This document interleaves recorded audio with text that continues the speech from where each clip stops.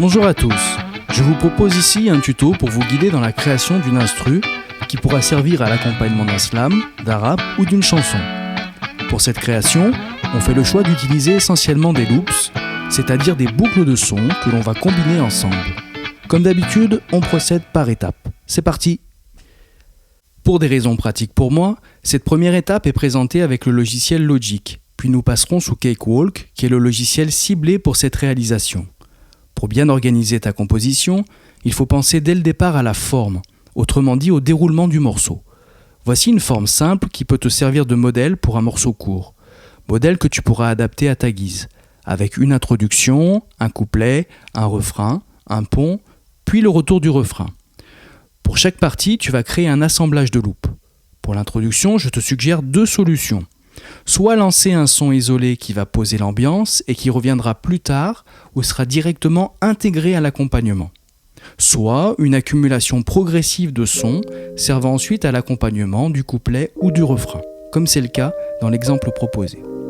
Mieux vaut éviter d'amorcer ton morceau avec une multitude de sons qui arrivent d'un seul coup. Écoutons l'exemple.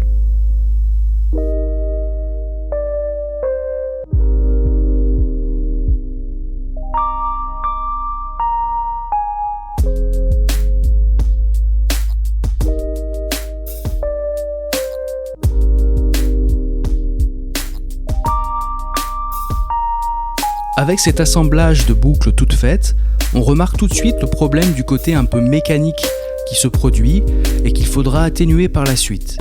Attention, quand tu mélanges des loops, et pour que celles-ci sonnent bien ensemble, tu devras veiller à la concordance de deux paramètres essentiels, le tempo et la tonalité, autrement dit, la bonne hauteur si tu préfères.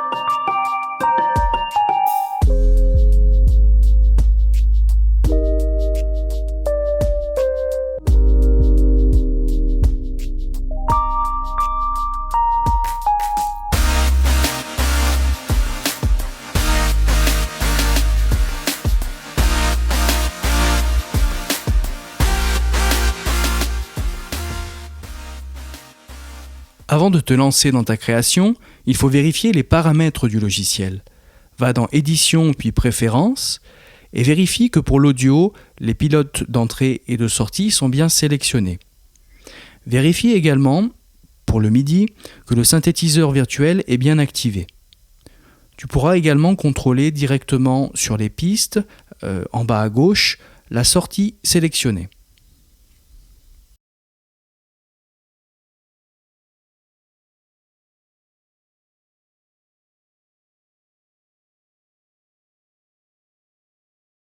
Pour trouver les loops, voici plusieurs solutions. Je propose à mes élèves un dossier intitulé Loops, qui est stocké sur le réseau de l'établissement. Les sons y sont regroupés par style et par tempo. Il suffit de glisser les sons sur l'espace de travail et une piste audio apparaît automatiquement. En faisant une recherche personnelle, tu peux compléter ou créer ton propre dossier Loops en allant télécharger des sons sur Internet. Tape Banque de sons gratuits dans ta barre de recherche pour accéder au site souhaité. Tu peux aussi créer un compte gratuit sur le site bandlab.com qui propose des centaines de sons à télécharger. La deuxième solution est d'utiliser les fichiers MIDI de Cakewalk. Clique en haut à droite sur Plugins puis Instruments.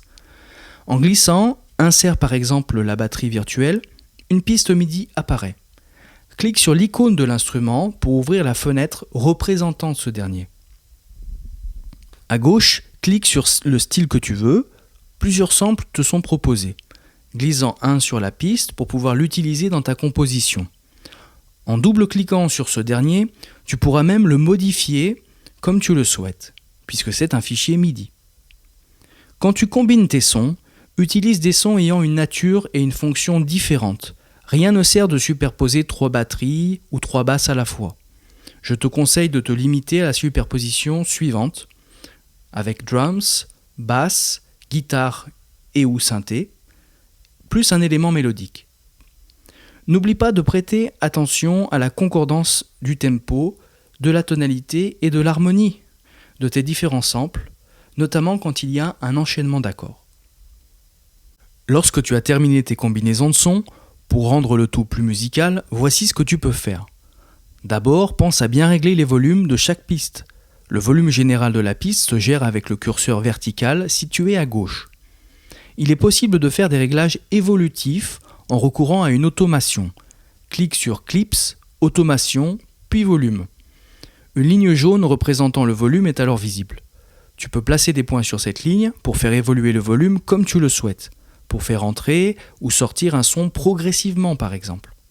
D'autre part, en double-cliquant sur les pistes MIDI, tu peux les ouvrir et modifier la vélocité des notes jouées, autrement dit leur intensité, en augmentant ou en diminuant les traits verticaux placés sous chacune d'entre elles.